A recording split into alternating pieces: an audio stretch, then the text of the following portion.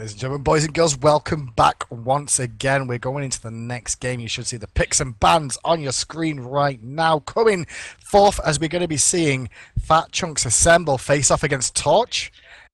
Fat Chunks Assemble did win their first game. Torch lost their first game, so a bit of a deficit for each. And right now, first ban off the gates, Cret, is going to be hi-rez. Yeah, Fat Chunks taking that one out. Don't want to deal with it. Don't want to play it. On the other hand, it's going to be a Habwa banned away from Torch. I mean, you don't want to leave Habwa on the table, especially with the amount of damage he can do. We saw his potential at the Goal Fury last game as well, Cret. And in response, you're going to see Fat Chunks take out Aphrodite as well here. People realizing after seeing her for one game, it's time to put her back on the ban sheet and leave her there for good. Yeah, Loki also not available, and first pick is going to be Mercury for the Fat Chunks. And right now it's going to be over to Fat Chunks about what they're going to do first pick in this situation. Options are available, and they're hovering over Mercury here. Looks like they're going to lock this one in. Yeah, Mercury is definitely an interesting choice. I mean, for a first pick, right? But we'll see what they can do with it, perhaps in the Hunter role we've seen before, perhaps in the support role. I don't expect it to be going standard. Torch, on the other hand, are going to pick up Athena and Ao Kwang. I like this Ao Kwang pickup. It takes it away from Horrywind as well, Crack, because we see him getting that for free time and time again, and it's one of his main go-to mid laners. So taking that one away, as well as Athena, I think this is a good start for Torch. Nemesis. Yeah, it definitely is, but it'll be interesting to see what happens going forward. Torch is going to grab Rom, and it's going to be Agni and Ra for the Chunks for their last set of picks in the first round. Bans, Geb and Zhang Kui taken off the board. Yeah, Geb already taken off the board in response. You see Nemesis picked up for Torch as well. And now it's over to Fat Chunks, who've gone for Ymir and Thor. The Ymir pick. Interesting. Yeah, definitely an interesting pick, but you know, he can do a lot of damage with those glacial spikes and those auto attacks. So I'm not worried for the Chunks. I'm more excited to see what they plan on doing with this pick. Torch is going to be going for a Poseidon as their last pick. You don't see it too often, but a lot of mids have been picked and banned away, Zhang, Agni, Ra. So we'll see what they can do with that Poseidon. Well, is Poseidon going to be solo or is he going to be mid lane? That's going to be the big question on my lips right now, because with those two both viable in the mid lane more than the solo overall. I mean, solo lane, you're going to see better rotations coming up from Poseidon, but it kind of limits his options as well. So, guys, they're the teams for this one. Fat Chunks already 1-0 up in this first round robin. Torch 0-1 as it stands, and they're going to go into the second game for themselves, see how they perform. We'll be right back once the teams have loaded it. Ladies and gentlemen, boys and girls, welcome back once again. Fat Chunks versus Torch is going to be the game we're spectating right now. Fat Chunks 1-0 up in the round robin, so they've got a chance to go 2-0 up if they can beat Torch, who is currently 0-1.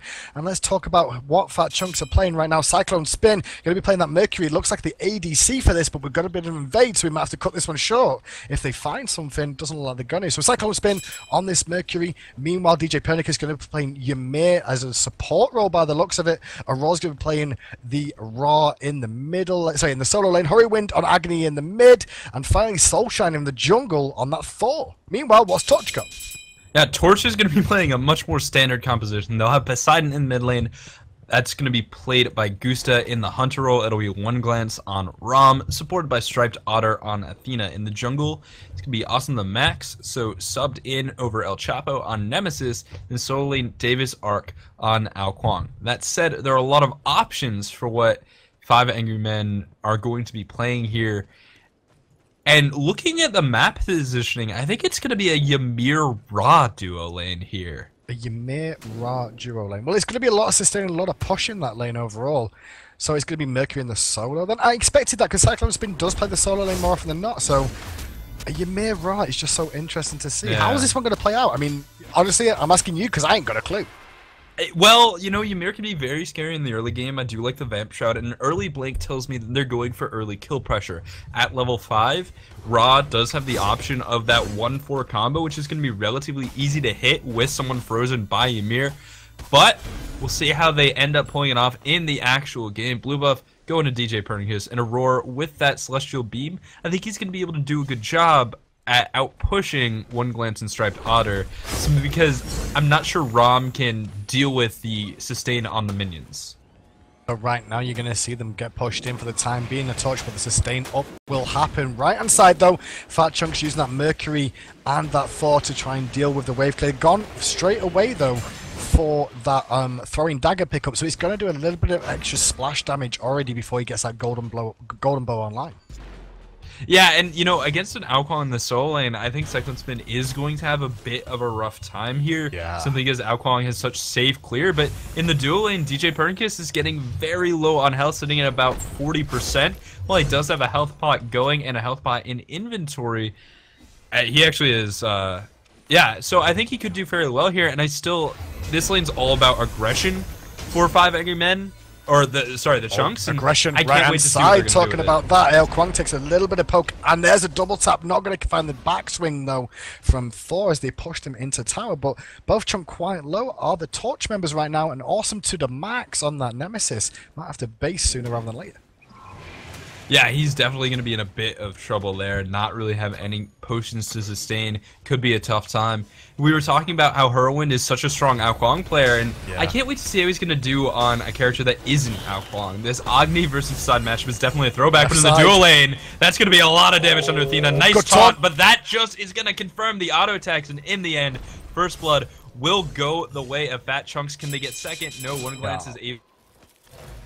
Quick tumble going to save the day there overall, so nothing more going to come out of that one, but Fat Chunks do secure that first blood. Going over to DJ Pernicus on that Ymir, technically support. No, it's not support Ymir, is it?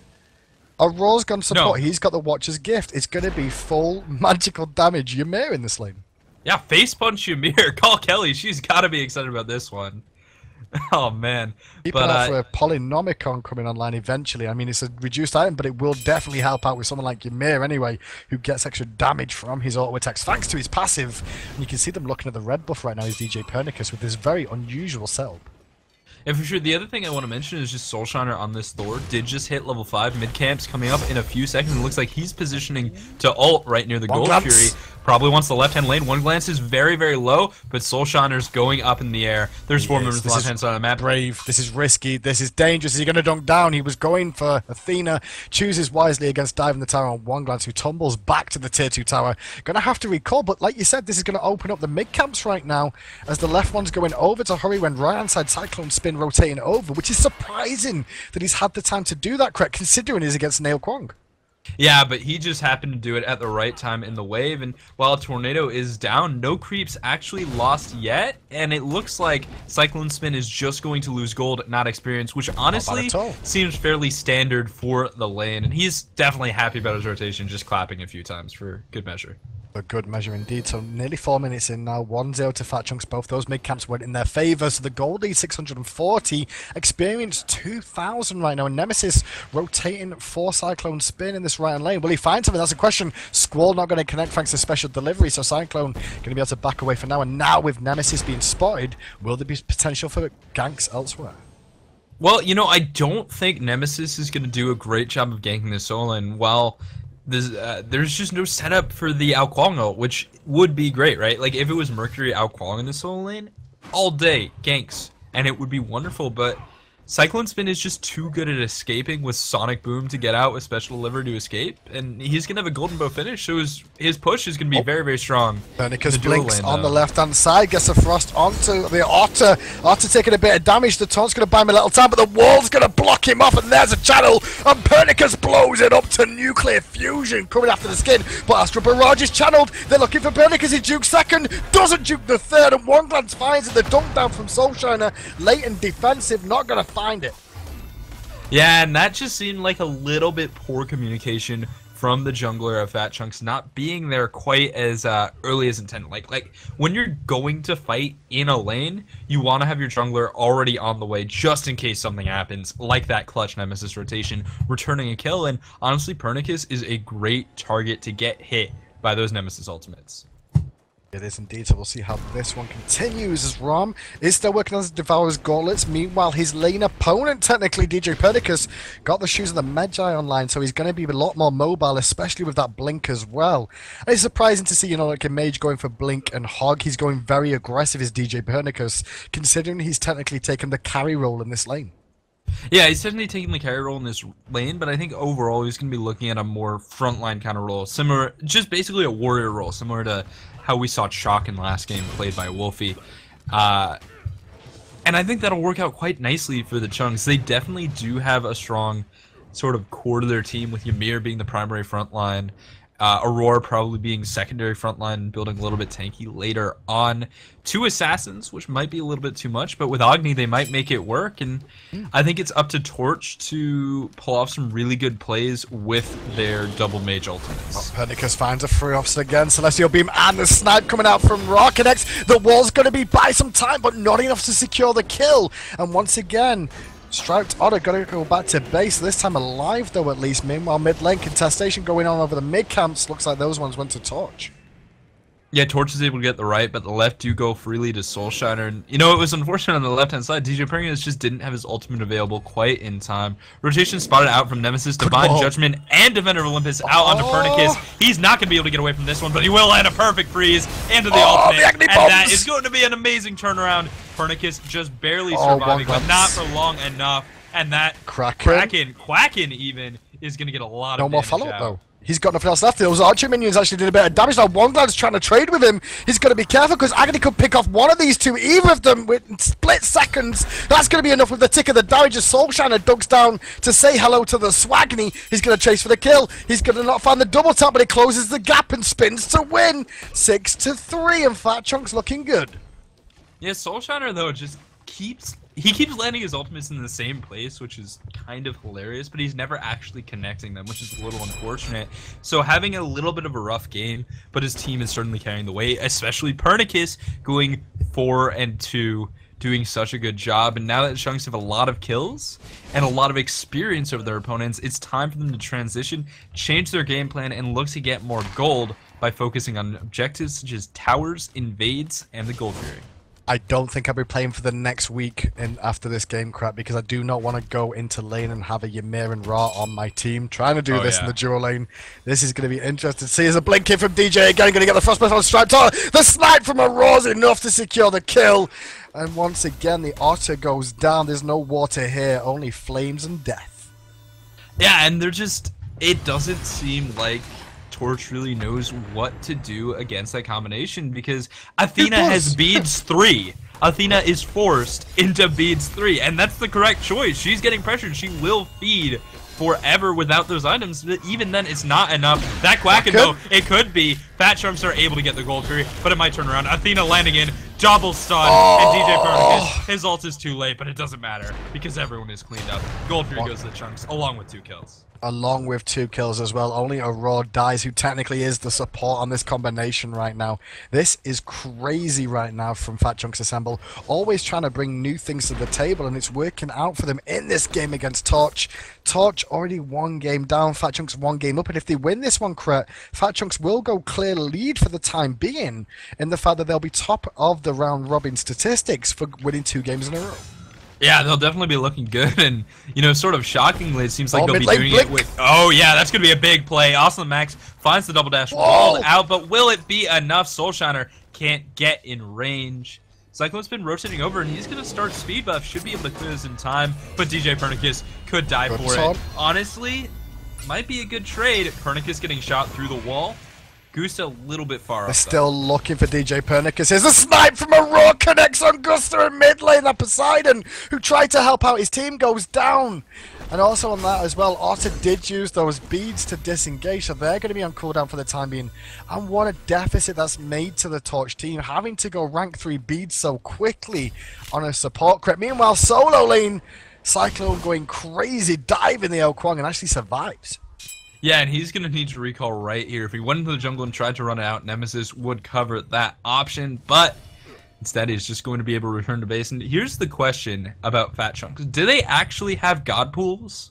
Or do they just pick with a game of darts, it seems? But Aurora will be holding this left-hand lane. They use a random roll generator. That's what I think they do. But it works out for them. It does. It's either that or they should rename themselves to Meta Breakers, you know? Yeah. Because that's all they generally do, is just try and bring crazy stuff to the table, and for the most part, because they're good players, it pays off for them. Yeah, it really does. I mean, maybe we'll see Dignitas running this strategy in Atlanta or something like it, right? Who knows? When you break the meta, you tend to make new ones. Land tournaments next week. We might see a double mage composition in the duo lane as well as a mage mid. But talking about the duo right now, the blink comes in from DJ Pennick as he gets the frost breath off. The damage is high, and is Athena going to escape? No, she's not. Astral Barrage used. Nemesis is here to try and help out. Astral Barrage not connected for 2 of the shots. The third one does, but now the rotation in from the team from Soulshiner actually getting involved. This time managed to find the dunk. Is he going to be able to find it? The Kraken does connect on DJ Pennick. Not a lot of damage though. It wasn't in the center, and the frost breath's going to turn it around again. And Agony just wanders over. The Swagny really was swag there as he rotates it and cleans up, and that should be a tower or more. I do want to point out though that Awesome and Max was able to get out of that somehow, able to kite Soulshiner, not getting those auto attacks connected, and he was able to get out. Just no one else was. Absolute destruction in that lane and across the map. Cyclone Spin rotates in the mid lane on that Mercury, taking down a tower, and it seems like these chunks cannot be slowed down. And now left and middle tower goes down as well as left. Now they're looking for tier 2. Blinking from DJ again. Going to fire some damage onto Otter. Into a wall. He charged into a wall and then straight away Cyclone was there to collapse and pick him up again. Poor Otter. He's not having the best of games. I mean, what you do as an Athena against this composition, I mean, you don't expect this, you know? They first picked Athena, and you go against a Ymir round, you're like, okay, wait, why am I being focused? I'm the tank. What's going on?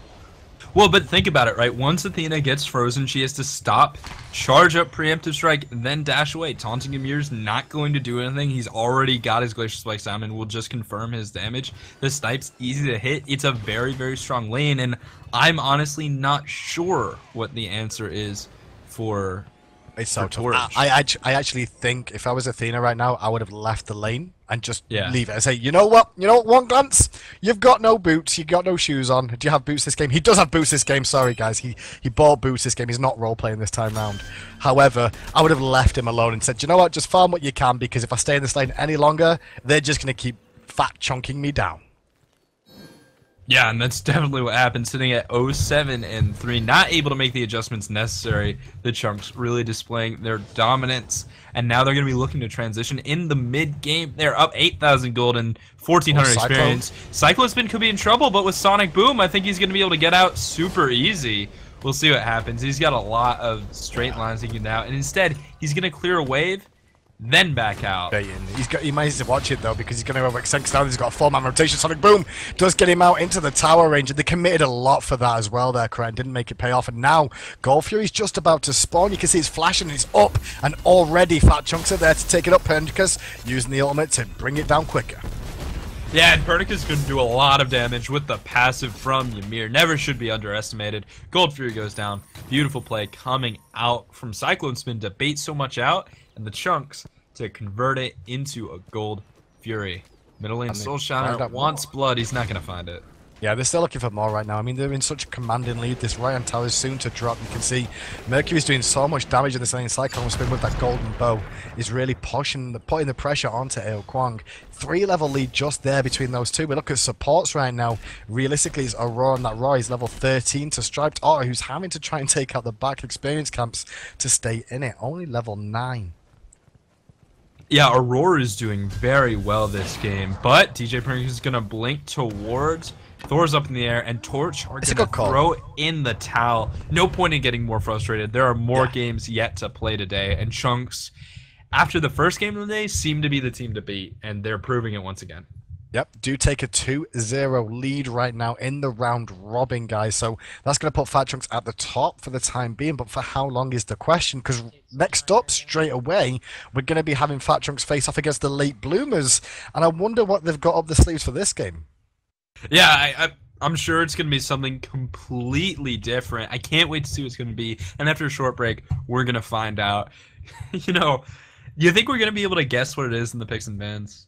I'm going to go, I don't know, let's go Kronos, Thanatos duo lane. Let's go with that. That sounds good. That sounds viable, right? I'm sure they could make it happen. We'll be right back, guys, as soon as the guys are loaded in and we're into picks and bans.